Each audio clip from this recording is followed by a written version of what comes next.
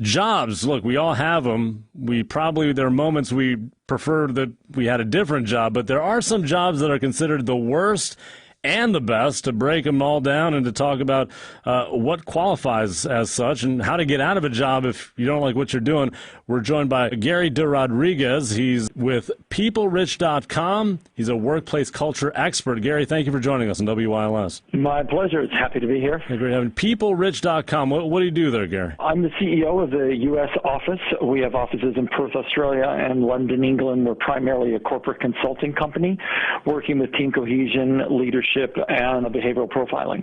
Behavioral profiling. That sounds really interesting. Well, what do you do exactly when you do that? Well, we work with an instrument called extended DISC, which is the most researched behavioral profiling tool around. It dates all the way back to the father of modern medicine, Hippocrates. Mm-hmm. So it's quite a well-respected profiling tool. What it does for people in the job market, it actually gives you a very clear indication about where what we call your natural flow is, which would simply mean where your natural talents are and what type of job would actually best suit you. For me, if I was going to be an engineer, it doesn't mean I couldn't do it, but it would just take so much energy for me to do that because I'm just not a detailed type of person.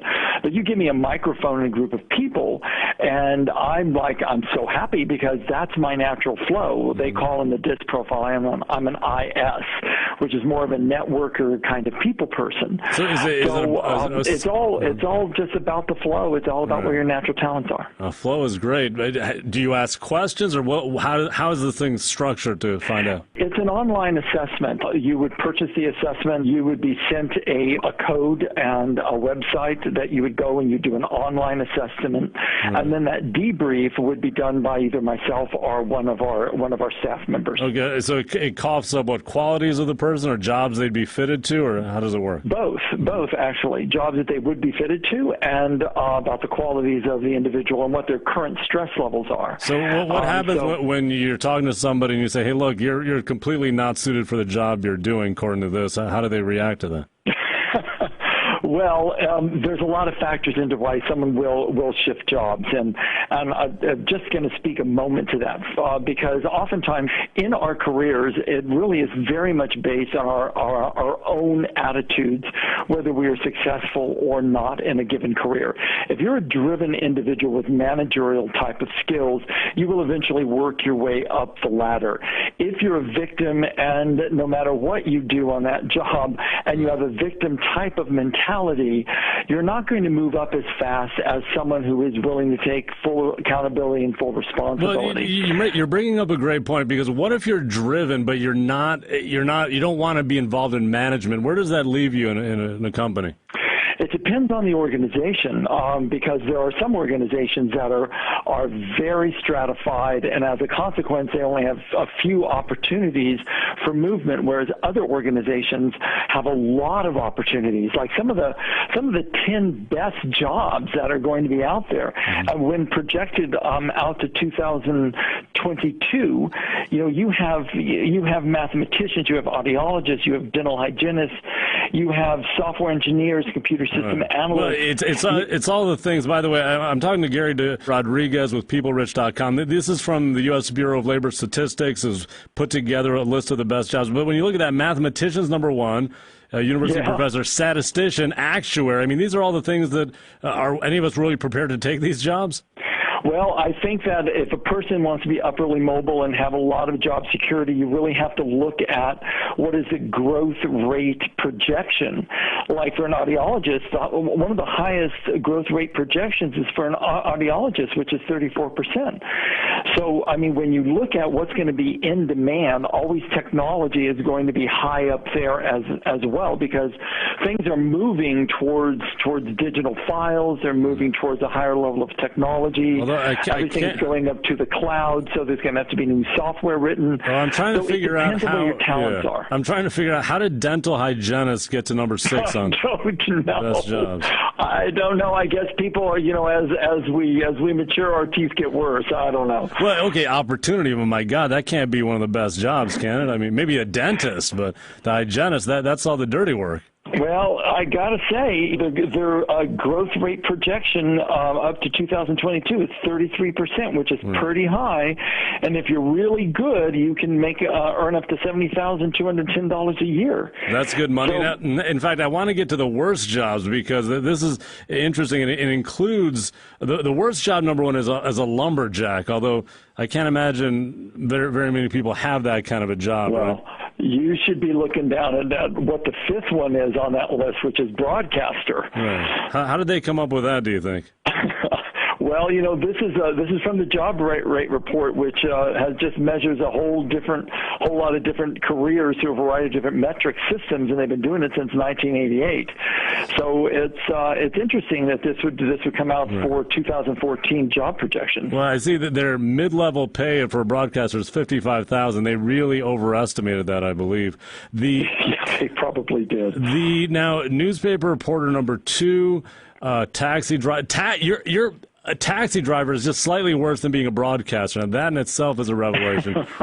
But that's a pretty rough job when you think you're out there sometimes at 3 and 4 in the morning picking up people who are intoxicated. It's pretty rough. Are we talking then about head cook and flight attendant and garbage collector? Firefighters are there. Correction officers is one of the most dangerous jobs next to firefighters, and the enlisted military personnel is actually on this list as well. I mean, some of the jobs, especially when they're life-threatening, make sense. So these worst jobs, it's a matter of what, growth and opportunity in the future? Yeah, very little. I mean, if you look at the lumberjack, there's only 4% growth projected till 2022. That's next to nothing. So these are the jobs that just have poor growth projection. That means either possible layoffs or that particular industry is slowing down, or it's very dangerous, one or the other. Now tell me, because you deal with this a lot, if you're in a position where you really are not enjoying your work, you hate your job, what is the process of actually shifting your entire career to something different? Well, I've shifted my entire career about 5 times, and I will tell you sometimes it was circumstances that actually drove me to go out and look for an entirely different career. But I will come back to my first point, which was attitude.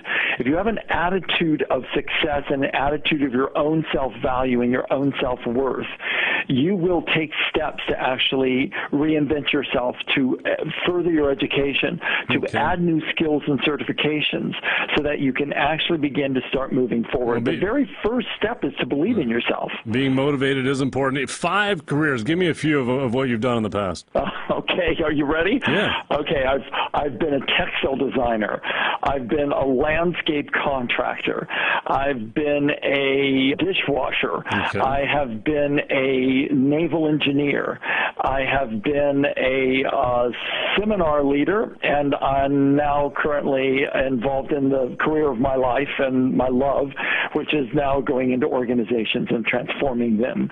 I've spent about 30 years studying sort of the mindset skills for success, and I finally found a vehicle in which pays well and can actually produce some extraordinary results in organizations. You've got to believe in yourself, you say, and you have to be motivated. What does that take? If you're not there already as an adult, what does it take to get there? That is such a loaded question. You have to first look at, can you open up? Do you have the skills and the knowledge to sort of open up the owner's manual for your mind? Meaning that we have to look at what creates that attitude. And some of the things that create the attitude is the events from our past that have affected us, those core significant events that stopped us dead in our tracks and actually changed our life direction. Those have to be neutralized and reframed, which there are systems to do that within the technologies that we train. Next is you have to look at your beliefs. Beliefs are oftentimes one of the great self-saboteurs. Next, you have to look at your values. Are your values in alignment with your behaviors, your thoughts, your attitudes, your actions? And secondly, and sort of on the secret undercurrent of it all, is the use of our language. Linguistics is an incredibly powerful force in our life. The language that we use actually begins to either support optimal emotional states, which drive motivation, or destroys it. So these are some of the fundamental filters that people generally are not that aware of that actually affects their entire attitude. Gary DeRodriguez, CEO of PeopleRich, the website peoplerich.com. It's been insightful, Gary. Thank you so much. You're so welcome. Thank you.